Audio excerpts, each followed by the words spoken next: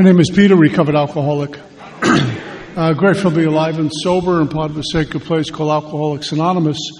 And very grateful to be here. Steve, thanks for inviting us back. Steve called me up about a month ago. He says, I'm really desperate. Please help me out. I need to lean on you again. So I reluctantly agreed to help Steve out. So it's great to see so many faces. I know a lot of you guys from Zoom, and we see each other here and there. So it's great to be here.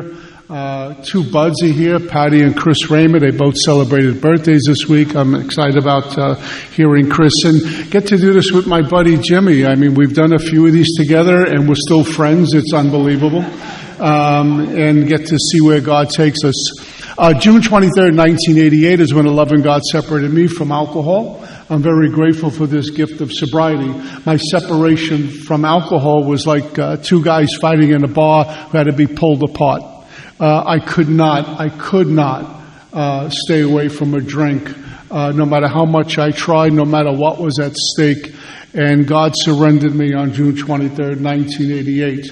I do have a sponsor, Bob Azana, out of St. Paul, Minnesota, and my home group is in beautiful Boca Raton, Florida. We'll call No Problems, Just Solutions on a Wednesday night big book study, and I just love being part of my home group. It's a 7:30 meeting, and the coolest thing is that we're there at 6 o'clock having coffee.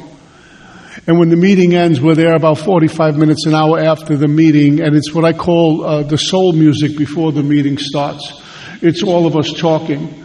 Cindy was speaking last night. We were in this room about an hour earlier, and you could just feel the vibe.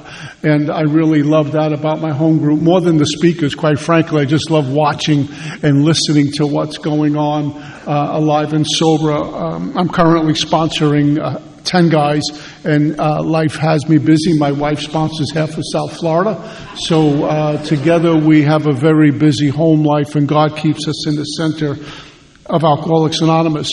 My assignment this afternoon is to split step 10 with Jimmy, and I'll see where God takes us. I think it's important, though, just to let you know I belong here, based on what happened to me. As I said a moment ago, in June of 88, June 23rd of 1988, my separation from alcohol happens, and it wasn't a day I planned on. It was the last thing I was thinking. In fact, when it came down to the moment, there's a moment that happens. I've heard enough of your stories, at a few birthdays in AA. There's a moment, there's an event, there's something that happens that flips us. Where God at that point shuts down the ears to the mind and open up the ears to the soul. And we're hearing a voice that has been talking to us, but we hear it for the first time. And so for me, my separation was in an abandoned building in Lower Manhattan. I was homeless, living in the back of a hallway. And then something happened. The very same God I despised and loathed was the same God I begged for mercy. And that was a long way from my first drink, which happened at 14 years old. I grew up in a place called Brooklyn, New York. You can tell I'm not from Oklahoma by the way I speak. I mean, in my family, you know, when we say I love you, it sounds like a threat. I mean, it's just interesting. But, I love you. But at 14 years old, picking up a drink, and it was quite frankly blissful. It was euphoric. By the time I finished a quart of beer, I loved the effect produced by alcohol. It erased the memories of my mom's suicide. It erased the thought of my dad, who I was terribly afraid of. It removed the years of being molested as a little boy. It put me very present to the moment. I felt part of life at last. And it filled this void up that I never saw coming. I felt bigger and stronger. I felt put back together again. Now, a lot of civilians, young kids go through adolescent, pressure. That's just part of life. I think we kind of take it to another level. And we sometimes don't talk enough about trauma. I mean, there was things that happened to me, I'm sure many in this room, that is not an excuse to be an alcoholic, but it's trauma, whether it's sexual abuse, verbal abuse, physical abuse, watching parents beat the hell out of each other. That's a template how I'm going to operate going out of there. So by the time I'm 18 or 19, I'm operating out of a very broken, wounded place. And only now the power of alcohol is going to shut that down a little bit. But I don't know anything about this phenomenon called craving. I would get stuck in more. I need more alcohol. I need more. I need more of something because there's nothing here. And this obsession, this spiritual malady, I never heard words like this. And what alcoholism does, and the progression gets bigger and louder and starts to take people with us. And I'm experiencing broken relationships. I'm experiencing getting fired from jobs. My music career, which if I had one regret in my life that I go to sleep with for the final time, it's about not pursuing music. It took that away from me.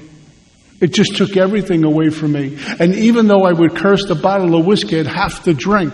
It's a very scary place we get to. Again, I've heard enough stories over the years. Very frightening place we get to where the very same thing that works stops working, but we got to hit it anyway. I know the alcohol is not going to take me to that place, or all the pills I eat are not going to take me to that place, but I need it now to stop from doing this and stop from getting sick and having a 911 call on me. And I would sacrifice anything, go to any lengths. Today it's so important to talk to you about what I believe in, because if I stop talking about it, I'll stop believing in it. And I can't apologize for the message that has been given to me. I can't apologize for this loving God which gives me mercy every day. Mercy and pardon every day. Because based on my track record, if I had a God that was just, I'd be in a lot of trouble. But I have a merciful God, one who gives pardon, and allows me to chop wood and carry water day at a time. So after 7 treatment centers, and I got into non-conference approved dry goods along the way too, left marks all over my body for that, hepatitis C, a whole bunch of things. And even when I walked away from the outside issues, I'm glued to a bottle of whiskey and pills. And every time I would say, well, this is it. Just one more time, and it's got to stop. There comes a point in our journey, for me anyway, where I knew it was wreckage. Wherever I went, it was wreckage. No one wanted anything to do with me. When my dad threw me out, my grandparents threw me out, my brothers said, just stay away from us. It's a wake-up call. It's an aha moment that, is it possible it's me who's the problem? There was no room to point fingers anymore. When I show up to Alcoholics Anonymous by way of being homeless in 1988, about to go into my 7th treatment center, and then they sober me up. And I walk into the meetings called Alcoholics Anonymous, the sacred fellowship called Alcoholics Anonymous. And I'm making a lot of meetings. I'm doing the 2 and 3 a days because you have nowhere else to go. So you go to another meeting, have another cup of coffee and a donut, and go to another meeting, and it was like that. Trust me, because my meeting attendance was really good, I was still not better. I was not okay. I was the same 14-year-old kid hanging out on a street corner who was tore up from the floor up inside, showed up to the meetings called Alcoholics Anonymous. And almost 6 months to the day, almost got drunk again. It was only God's grace that kept me away from a drink, because I wanted to drink. It was that bottom we could hit in Alcoholics Anonymous. I'll never forget, I was living in Minnesota. It was December 22nd, 1988. Christmas is around the corner. New Year's is after that. People are shopping. My family's home. And I am ripped apart by alcoholism. I don't ever have to put a drink in me to die from alcoholism. I can suffer from full-blown alcoholism while I'm sober making meetings. My alcoholism was going underground and resurfaced in other areas. Every spree you can think of. And what nailed me was this food disorder I picked up along the way that followed me right into about 1.5 years, almost 2 years of sobriety. I had to go to another fellowship for that. It was my way to get control, to get some comfort, to get relief from the world out there because it's problematic. I have no design for living, and I'm making meetings called Alcoholics Anonymous. So once God gave me the gift, the G-O-D, the gift of desperation. It happened to me, and my separation happened to me in AA when the ego screams a little louder, the desperation screams a little louder than the ego. And the ego gets crushed for a moment as there's an opportunity here for a shift. And I have nothing to do with that. I didn't get me sober. I didn't quit drinking. I didn't stop drinking. I did that for years to return right back to the thing which was killing me. The freedom I seek today is no longer for me. I still think I need more freedom. I need more stuff. I need more to arrange things out there. I need to acquire more things. I need to get everything, all my ducks in a row. That's seeking freedom for me. I seek freedom from me today. I would hear people sometimes tell me, blessed art, you need a bigger God. No, I don't. I need a smaller me. Because less me, more God, less me. And so I land in Alcoholics Anonymous. I'm looking for a sponsor because you told me to get a sponsor. I don't know what this guy's supposed to do for me. You need a coach. You need a manager. I don't want a coach or a manager. I just don't want to drink anymore, but a drink would be nice. And I'm doing this tug of war, and I can't breathe anymore. Jimmy always says, how long can you going to hold your breath? I'm holding my breath. I'm turning blue. There's got to be something here. What attracted me so much to you was not only you told the story that I can identify when it came to alcohol and all your brokenness, but you guys look shiny and glossy. I was in Minnesota. I would attend this meeting called the Three Legacies meeting. I was brought there. It was about this size crowd on a Friday night, and everyone was suited up. Everyone looked great. They talked and they smiled. It was the music before the meeting started. And I'm pinned up against the back of the wall wearing my kid brother's clothes that did not fit. It's like $1 billion below zero out, and I got like a zip up. Remember those members only jackets we used to wear? Kill me now. And I'm freezing. And I'm trying to front like I got it together. And the old timer said, you must be new, come with me. And I'm dying 1,000 deaths. But I would hear you and I would watch you. I still observe people. It's just something God gave me. I watch a lot.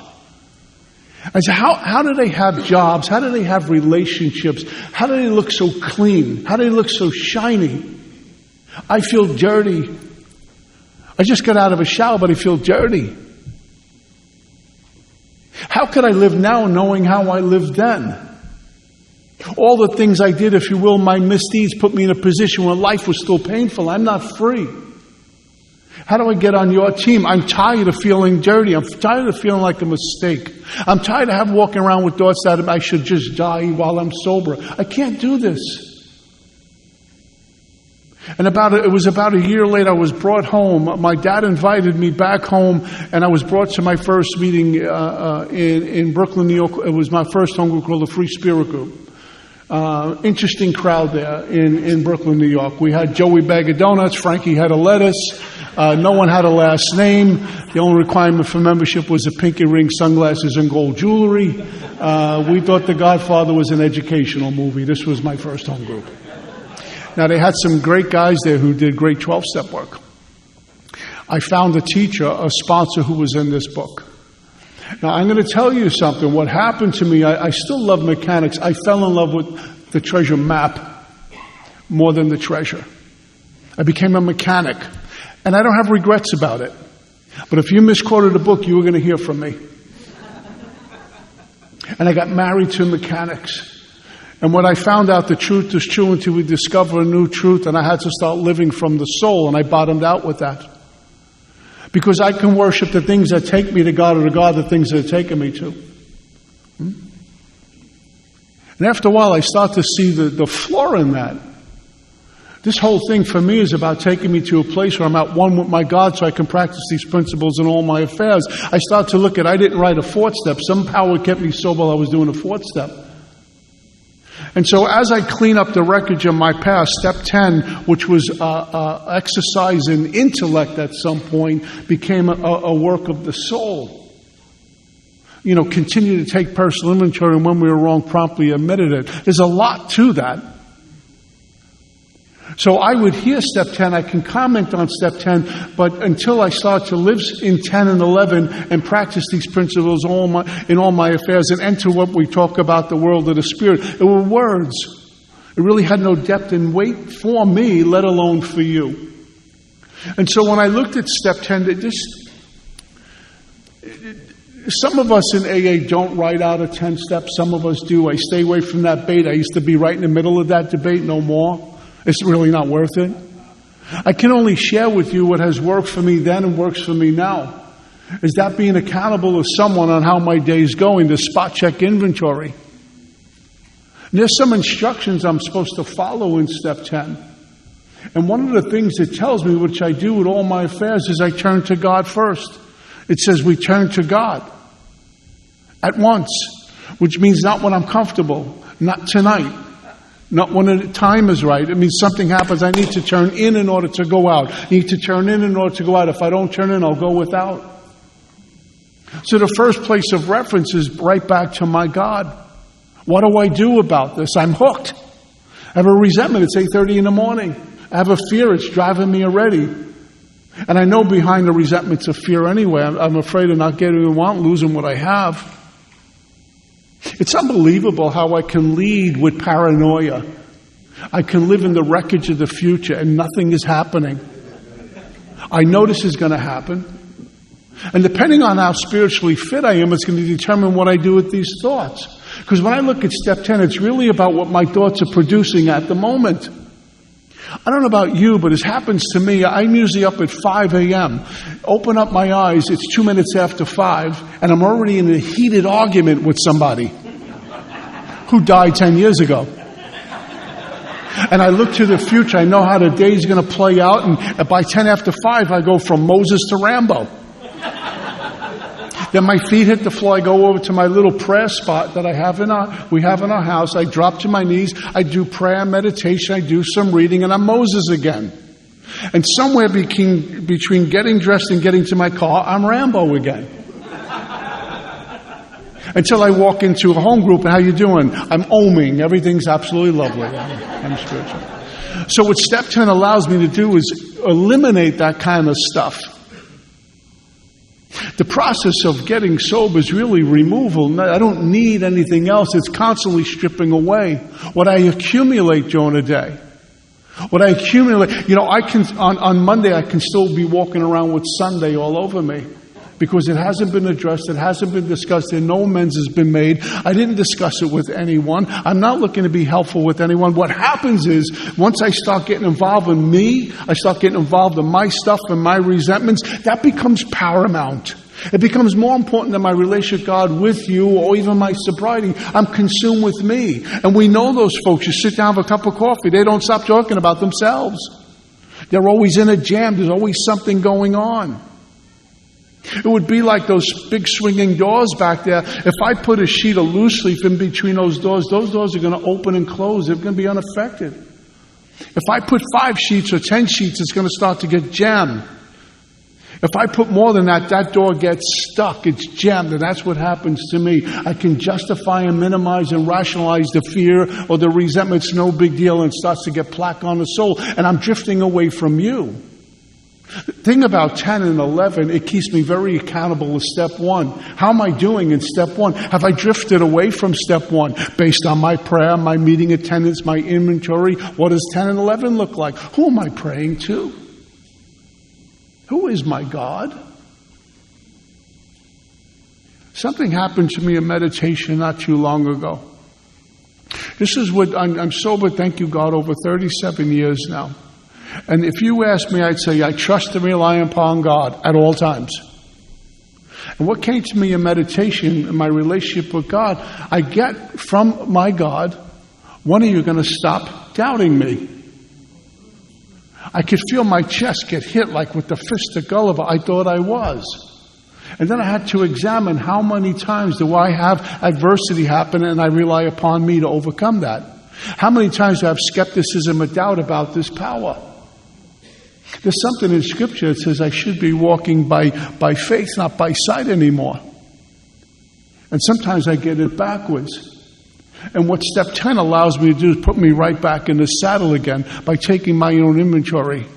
It's a 4 through 9 every day. Now, if I was the mayor of Alcoholics Anonymous, president,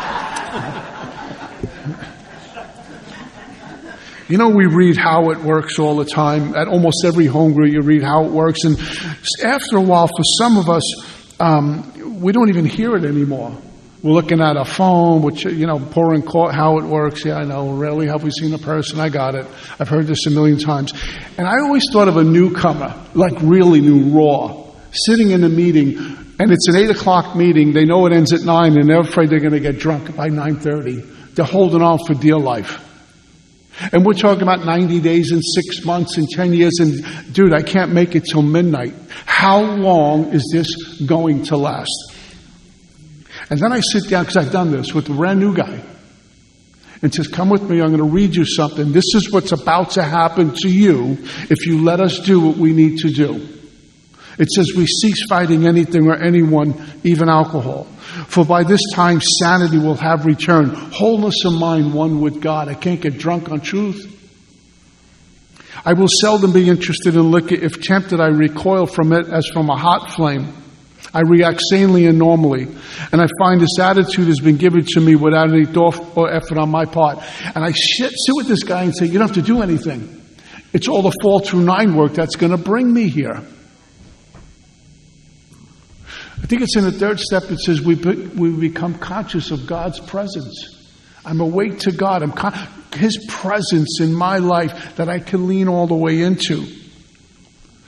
It just comes. This is the miracle of it. I'm not fighting it, neither am I avoiding temptation. I feel as though I've been placed in a position of neutrality, safe and protected. I haven't even sworn off. Instead, the problem has been removed. Now, the truth about the problem is not going to get removed, but the problem, it's not part of my life anymore. And I watch the new guy's eyes light up. You mean I don't have to sit with this anymore? No. I don't have to think it through, play the tape to the end, keep it green. This is God's mercy working in my life once I'm awake spiritually.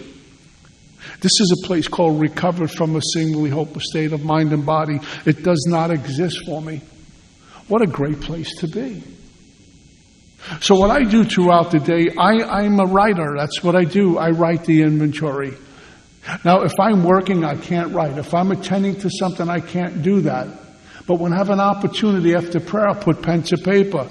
There's some folks I share my inventories with. It says we discuss with someone immediately. I have some immediately folks. Hey, can you hear an inventory? I'm stuck on this. And it says, where was I selfish, dishonest, or afraid? There's no 3rd column here. They really streamline it for me.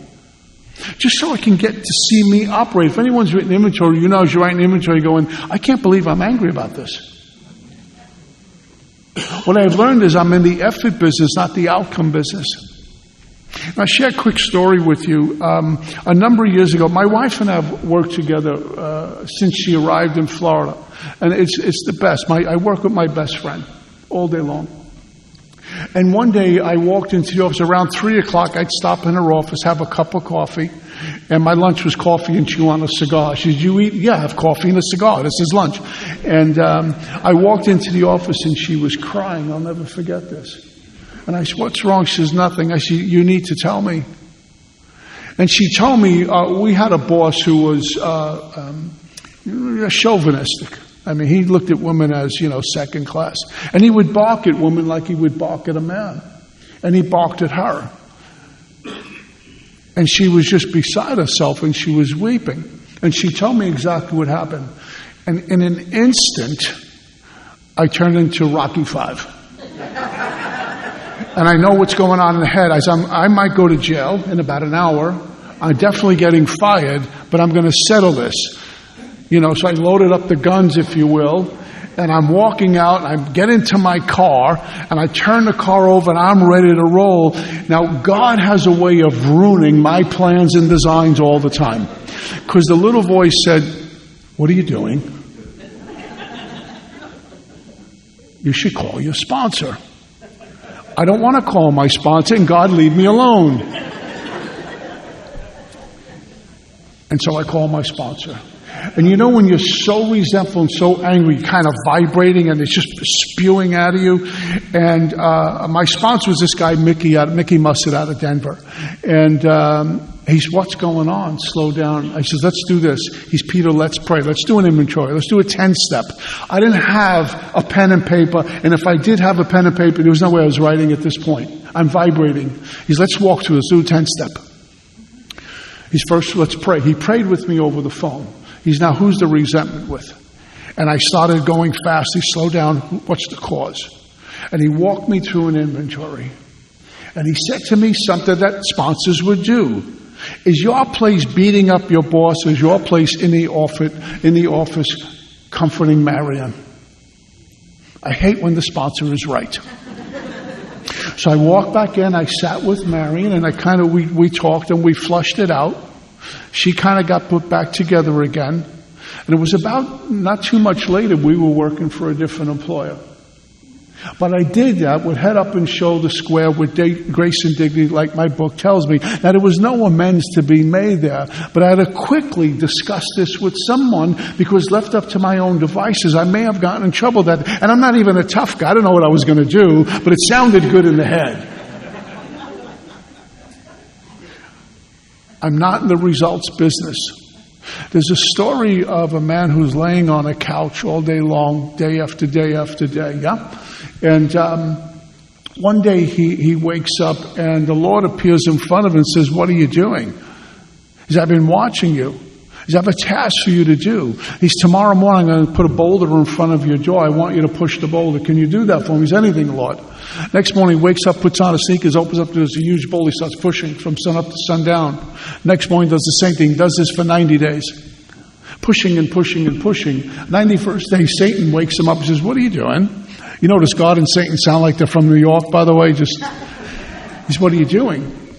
He says, "Well, the Lord told me to push this boulder." He's pushed the boulder. You've been pushing it for 90 days. It hasn't moved an inch. The God played another trick on you. He says, "You're right. I'm going back on the couch." Next day, the Lord shows up and says, "I thought I told you to push the boulder." He says, "God, I've been pushing it for 90 days. It hasn't moved an inch." And God says, "I told you to push the boulder. I didn't tell you to move the boulder. That's my job. I'm not in the results business." So I write inventory. After prayer, what I like to do is, instead of just writing, is purge it on paper after prayer, and I'll write down who am I resentful with and why I'm resentful.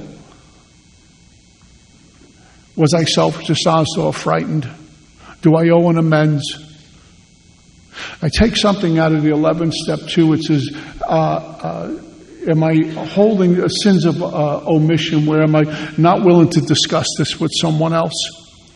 That's usually a sponsor, usually somebody in my support group. I need to talk to you about something. And then what I've been moved to do at this point, whoever I'm resentful at, I need to pray for forgiveness and acceptance. And not forgive them if they do what I want, but just forgive them for who and what they are. And I'm going to tell you why. Where I am right now, sometimes it's hard work for me. Sometimes it's heavy lifting, because some people do things that you're like, I'm like Linda Blair in The Exorcist. My head does a 360. But I cannot afford, where I am in my life, I've been this way for a few years, to harbor grudges and resentments and plaque on the soul towards someone. When Joe or Mary walks in the room and I have tension, I have had tension. I'm the one suffering.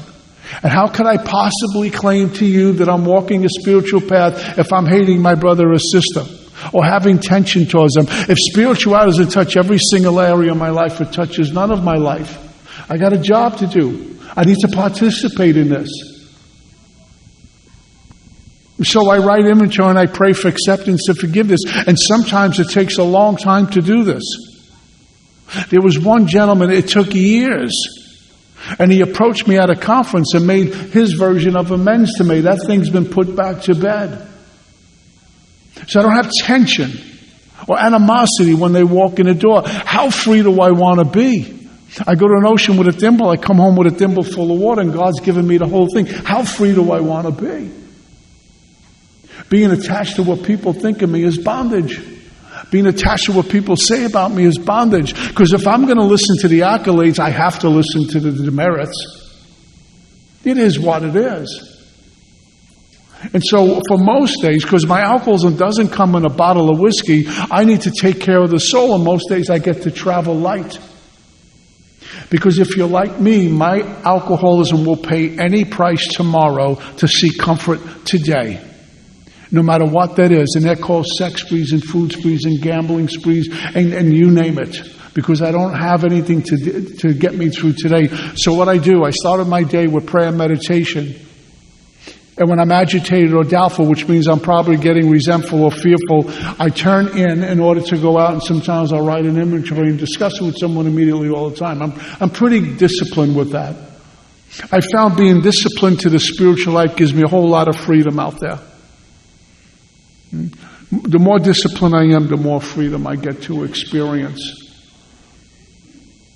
Because of inventory, the 4 through 9 work, I've gotten back to my church through 4, 5, 6, 7, 8, and 9. Really, 4, 5, 6, and 7, and then 8 and 9 brought me back to my church, where I'm an active member in my church.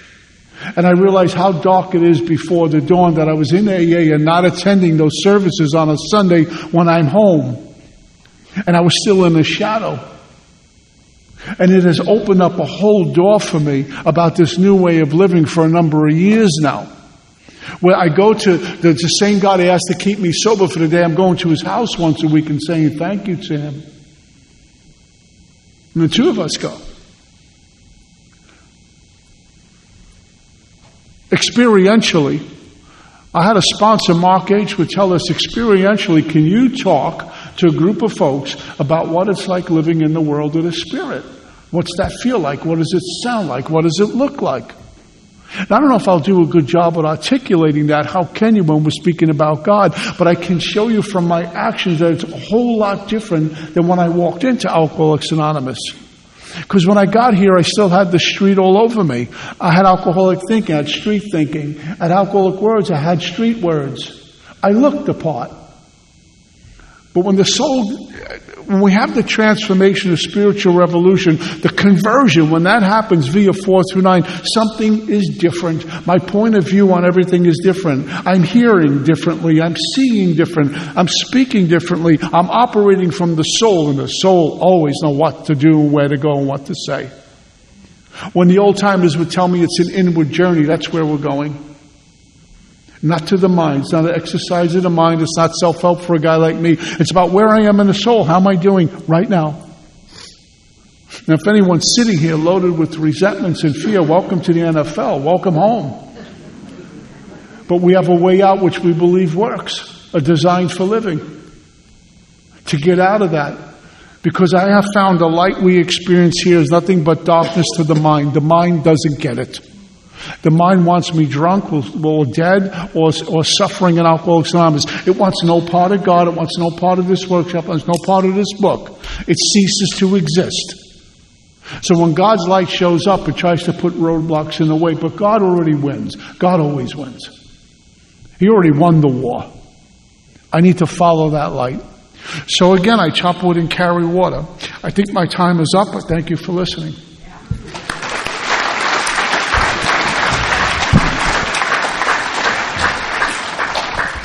Hi everybody, I'm Jimmy, alcoholic. Grateful to be alive and sober, and it's always been customary where I come from to let you know that I have a home group called the Design for Living Group on the Jersey Shore. That's New Jersey for you Tennesseans. Just trying to be helpful. Got a sponsor, same as Peter, Bob Izant from St. Paul, Minnesota. Sponsor a lot of guys, but most importantly, I've been sober since my first meeting of Alcoholics Anonymous, and that was on March 28, 1987. So, extremely grateful for this way of life, extremely grateful to be here this weekend, and I've been here before many times. I used to help Lee a lot, so it's nice to be back down here in Nashville, Tennessee, and to be with my buddy Peter. Peter was my sponsor for about 15 to 17 years, I don't even know. I had hair when he was sponsoring me. I know that. Matter of fact, he leaned over to me right before right before this meeting started, he said, "You know what? You were my best sponsee ever." Thanks, But just to give you a little visual where I come from, I live with my wife Mary Beth in a place called Spring Lake, New Jersey, on the Jersey Shore, right on the beach. The locals like to call it the Irish Riviera. Members of AA like to call it Cirrhosis by the Sea. Now, if you heard that line before, of course I stole it. We all steal things, right? But a beautiful area, great AA, just like great AA here, and so many people I know here from being down here so many times, and it's so good to see the people and friends and just come together and just enjoy this weekend. So I hope you all enjoy this weekend. So I'm not going to go mechanically, not that Peter did that, but, I just was thinking of some thoughts as he was speaking, and I always meditate before I do any kind of talk. I'll just take quiet time by myself, or I took it with my wife, and we listened to a nice guided meditation. And in the meditation, the person that was doing the meditation said, how do you put it? There's only two ways to live your life. Live your life today like nothing's a miracle, or live your life today like everything's a miracle. And that came from Albert Einstein, just in case you need to win a trivia test. Well, and as I look around the room, and a lot of you I know, and the stories I've heard through the years, God, how many miracles are in this room right now? We're just two guys that are sitting up here. Last night Cindy was up here. There'd be other people that'd be standing up here. We're just telling a story, right? But the miracle of sobriety, the miracle of the life we've been given. And the question I always have to ask myself is, why do I take this miracle for granted? Why do I just assume that I could stay sober for good and for all for the rest of my life? Right? So there's some things that I think about, especially in this topic of growing in understanding and effectiveness, in step 10, when it comes to step 10, how many of us will walk into a meeting this week, or we'll hear it read from the podium over the course of the weekend? We'll go through the steps. We get to the 10th step, continue to take personal inventory, when we're wrong, promptly admitted it. Right? And when I go into a church basement, I read that off the shade and off the wall. It sounds like okay, if I'm moving along, I screw up a little bit. Maybe call somebody, maybe write inventory. Maybe make amends if I made a mistake. Click my heels, and all is good. Right? Nothing further from the truth, especially when you read out literature. It tells me that I've entered the world of the spirit, that I've had a spiritual experience as the result of the first 9 steps. Right? And that there's a certain language, and Peter just ended with that, there's a certain language, there's a certain behavior, there's a certain thing that goes on when you live in the world of the spirit. And what that is really the promises. Now, we got a lot of inventories in this book. Of course, we have the 4th step, the 10th step, spot check inventory, evening review. But as we know, we could take every line that's in this book, flip it into a consideration, and ask ourselves, where do we stand right now with this? So here's an opportunity to pull your spiritual mirror out and put it to your face and just ask yourself some questions. Let's take the 12 promises after the 9th step before we enter into the 10th step.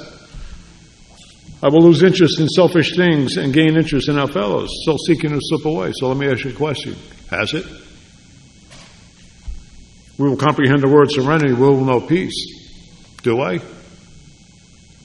A whole attitude, a whole outlook upon life will change. Has it? Now, I'm not asking this to the person who might be counting days in here right now. I'm talking about the person who might have fell asleep in their sobriety. Because we all go through that period where we're dead asleep thinking we're wide awake. And we're just going through the motions. And I don't want to say, I'll say I go through the motions. And I take for granted the life I've been given. And I'm not going to any many lengths that we talk about in order to stay in the sunlight of the Spirit. So I could take all those promises and I could really flip them into an inventory and ask myself, where do I stand with this? And if I'm not experiencing these promises or any of the millions of other promises that are in the literature, why not? Why not? So my sponsor, he would ask questions like this. Well, Jimmy, maybe you need to write another inventory. Maybe you're trying to hang your hat on something that you did 5 years ago, 10 years ago, 20 years ago. He says it all the time. Did the meal that you ate last week keep you full today? No. So there's always constant inventory, right? So maybe is it possible, in order to grow in understanding and effectiveness, I need to go through the work again, no matter how much time I've been away from doing that work, that consistent work, right? Maybe, just maybe, is it possible that I need to finish those amends that I've been blowing off, or be too fearful to go and knock on doors and pay their money back? Maybe, is it possible, in order to grow in understanding and effectiveness, I got to stop procrastinating on the inventory that I am writing? The one where your sponsor has his foot up your rear end all the time? When you're going to get done, when you're going to get done, when you're going to get done. Or maybe is it just possible, in order to grow in understanding and effectiveness, I got to share that secret that I'm sitting on right now in my back pocket, under the delusion that I think I could walk through the archway a free man with a secret in my back pocket. So these were just questions that my sponsor asked me, because why are we not living in the sunlight spirit? If that's the goal here, because I learned that a long time ago, that we have 2 goals in Alcoholics Anonymous. The first goal is the obvious one: don't pick up the first drink.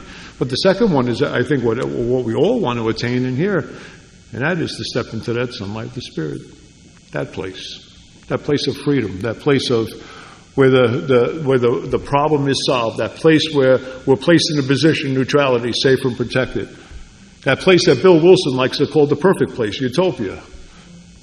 That place where we can experience God with no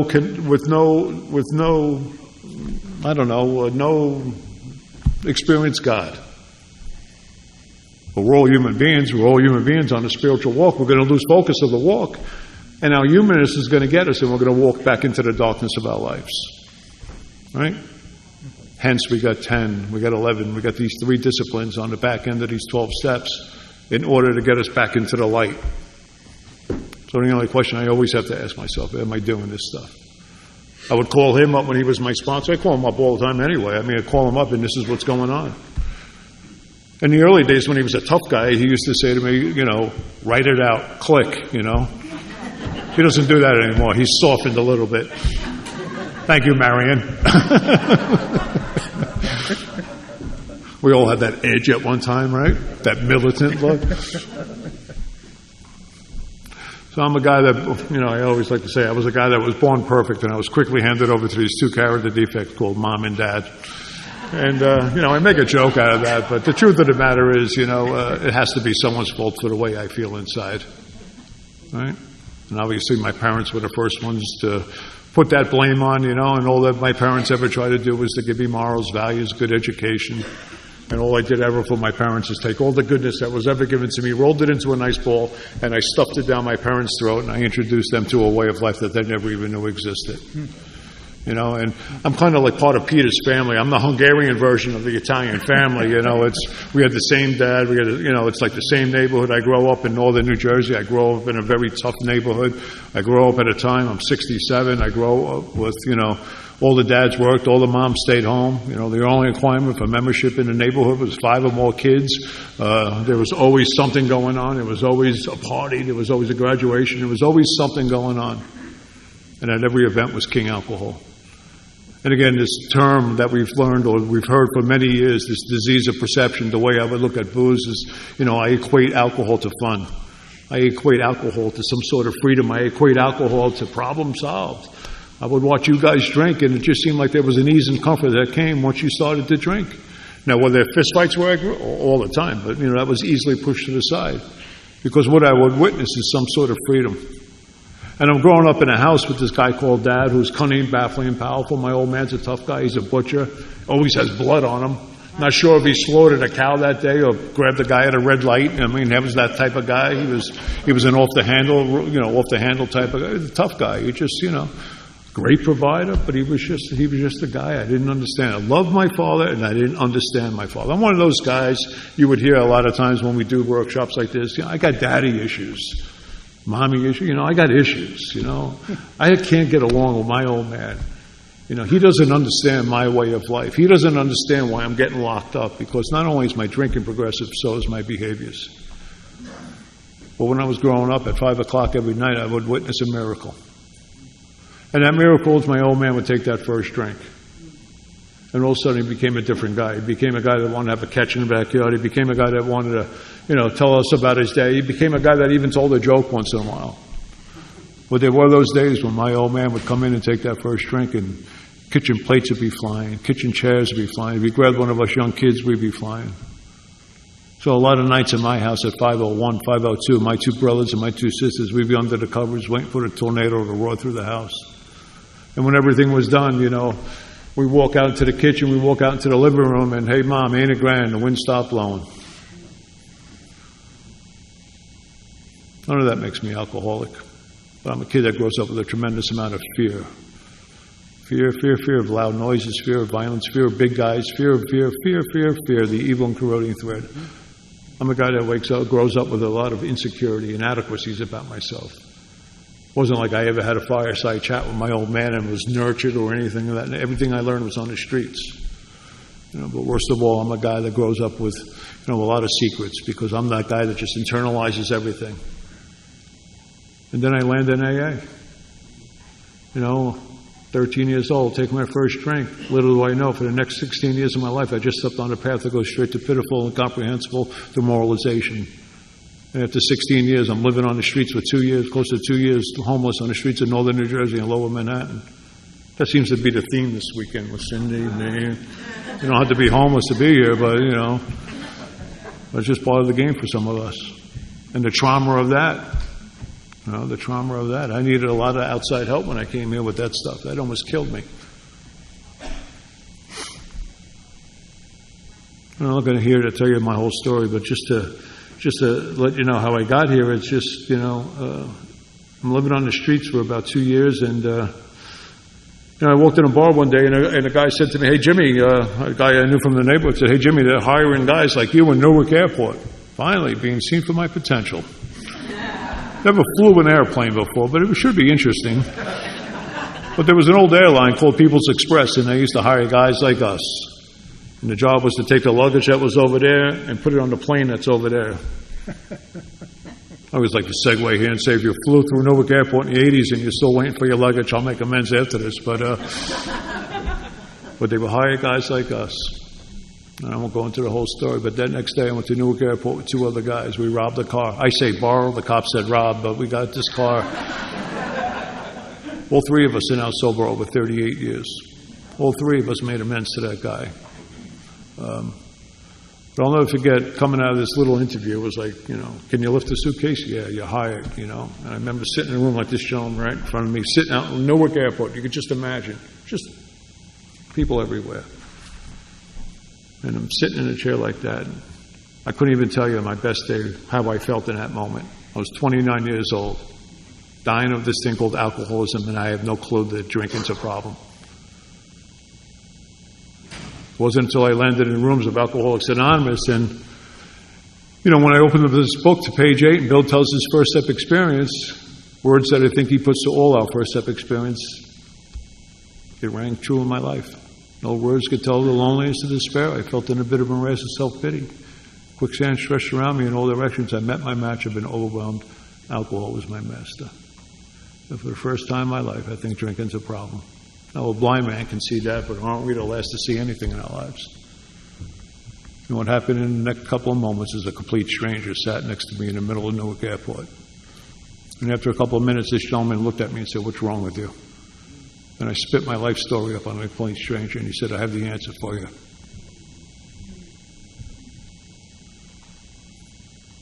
He asked me a very strange question. He said, "Is it possible for you not to take a drink today?" I was honest with him. I want to drink right now. Pull out a piece of paper, address on it. Be in front of this address at 7 o'clock tonight. Try not to drink.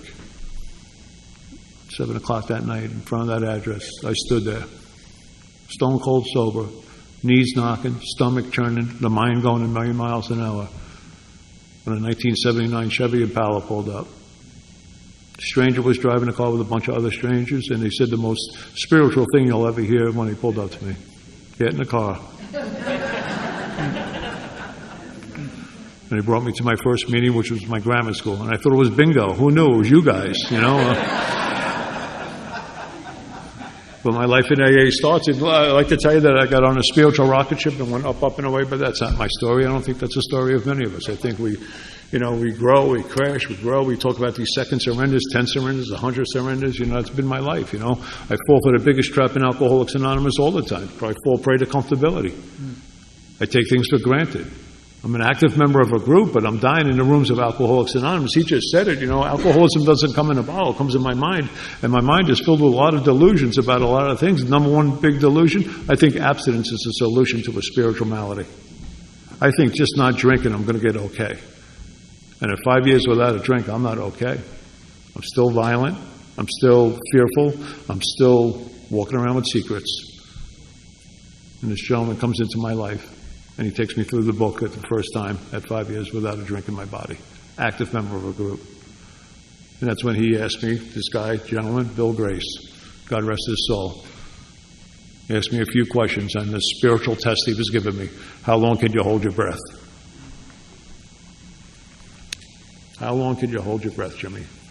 How long can you be in a 12-step program and not work the 12 steps? And what happened on that day is he cornered me so far, he painted me so far into the corner, not only on my drinking, but on my behaviors, that I had no choice but to take one of those 2 alternatives. Jimmy, the unknown, or keep doing what you're doing. And I was willing to step into the mystery called recovery. And I went through those steps, and I had a spiritual experience, and I like to tell you there were some bumps and bruises along that way. But the truth of the matter is my life started to change. I started to get transformed. And as he sat with me, he would talk about things like staying in the sunlight of the Spirit. Right? How do we do that? Well, Peter gave us that example, the mechanics of that. When these things crop up, not if they're going to crop up, when these things crop up, getting disciplined to that. Now, what I'm going to tell you right now is probably the craziest thing you ever heard, well, one of the craziest things you ever heard. I wanted this thing so badly, and I wanted this life so badly that I took those 2 pages, I photostat them or copied them, whatever you call that, and every day at 9 o'clock, 12 o'clock, 3 o'clock, 6 o'clock, I would read those 2 pages and ask myself, or pull my spiritual mirror out and ask myself, where do I stand right now with this stuff? And that might sound a little off the wall, but I wanted to get disciplined. Why? Because I'm an undisciplined guy, and I needed God's help in that. And the only way I knew how to do that was to read those pages and ask myself, where do I stand right now? Am I in the light or am I in the dark? And then it became very easy to cut out the 9 o'clock reading. It became easy to cut out the 6 o'clock reading. And now it's intuitive. It's inside of me. It's in part of my DNA. When disturbed, right? I'm able to go to my phone. I'm able to call him. I'm able to take out a napkin. If I'm in my car, I can write down a simple 4-column inventory. Where do I stand with this stuff?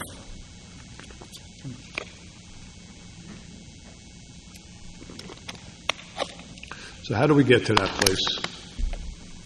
Well, obviously the 12 steps are going to take us to the sunlight of the Spirit, right? Obviously this toolbox of spiritual tools that are put at your feet are really the key to it all. One of the greatest readings I ever read was out of Daily Reflections. I read it all the time. I think it's just spectacular, the way Bill put these words. If you go to May 1st and you read the second paragraph, it says, "It's the side of myself that I refuse to look at that rules me.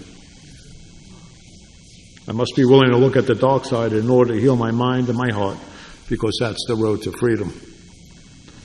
I must walk into darkness to find the light and walk into fear to find peace."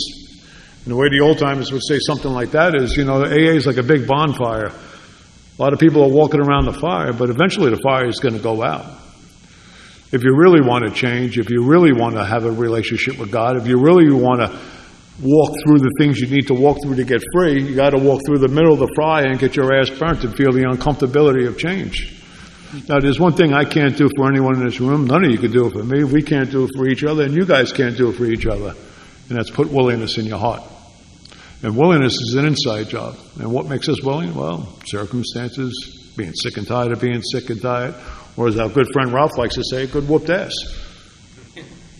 How willing am I to do this discipline in order to stay in the light? Because what I found out for me is what a lot of us find out, that this place is not elusive. This place is there for all of us. But all I need to do is to be willing to work through this process of the 12 steps, and to be willing to have a disciplined life when it comes to the things we're going to talk about. Because this whole discussion on growing in understanding and effectiveness, it's really about, it's about me. It's about my relationship with God. But at the end of the day, it's about how useful and how effective I am when I walk out to the store and, and be of service to others. Right?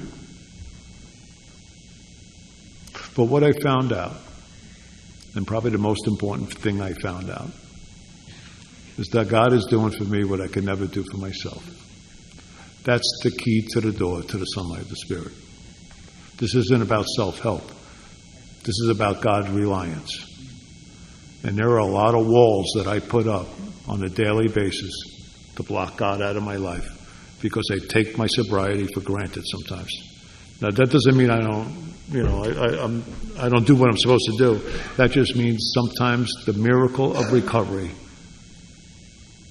becomes just something in the back of my head. That might sound strange to some of you. But if I was really a guy that was going to any lengths, wouldn't I be writing this stuff out on a daily basis? Wouldn't I be calling my sponsor when disturbed, when these things crop up?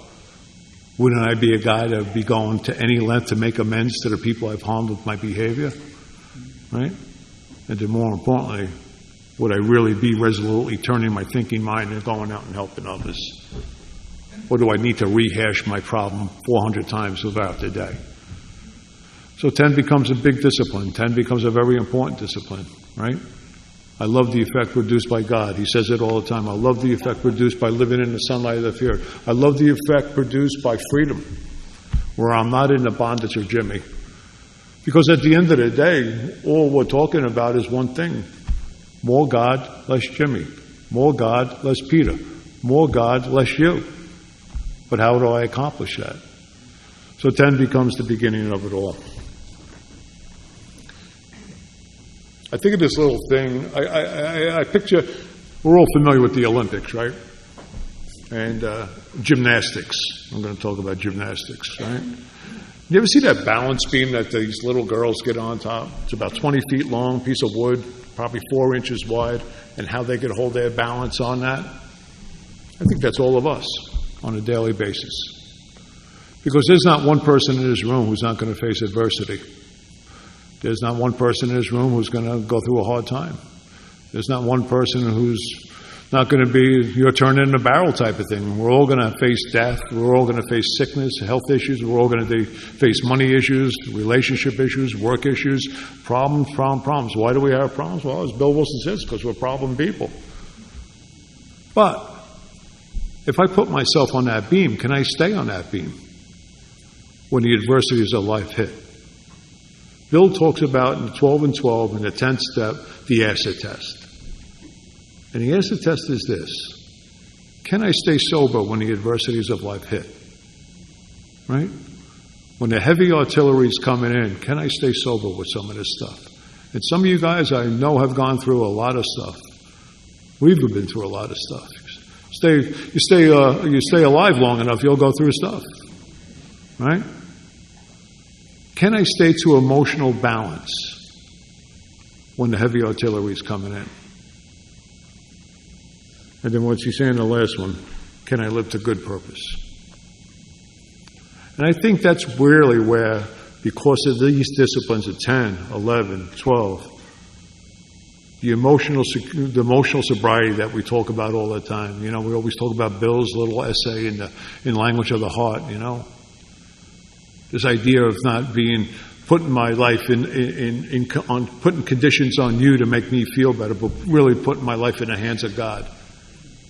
Can I sit here today and say to myself, as I go through things in life, because life's going to hit us between the eyes, can I stay on top of that beam no matter what? And I think that's the challenge for me. Probably, maybe it's the challenge for all of us. Right? And that's not to say, you can get through anything easy. Nothing's easy. But I'm given this design for living for a reason. I'm given this design for a living to apply to my life when the going gets tough. And that's the gift. That's the miracle. We'll talk on Sunday about this precious gift that we're all given. Right? The spiritual awakening, the spiritual awareness, this personality change, this psychic change, whatever language you want to, something has happened to everyone in this room as a direct result of God and these 12 steps. Do I keep that in the forefront of my mind? And more importantly, do I go out there and shout this to the newcomer that we have an answer, that we have a solution to your problems? Please join us. Please join us on this path. You know, and so this idea of, understanding and growing, right? An understanding of me, my relationship with myself, my relationship with God, my relationship with my friends, my sponsors, sponsees, strangers in traffic, in the supermarket, and more importantly, how do I bring spiritual principles into my life on a daily basis and bring it out into the world and live this way of life with gratitude? I had an old timer in my neighborhood used to say it all the time. Jimmy, stay small, stay grateful. Stay small and stay grateful. Simplicity, right? And when I stay small, I stay grateful and allow the abundance of God to work in my life. Man, it's incredible what has happened to me, what has happened to you, what's happened to him, all of us. So I'm so grateful for this weekend, and that's all I have. Thank you.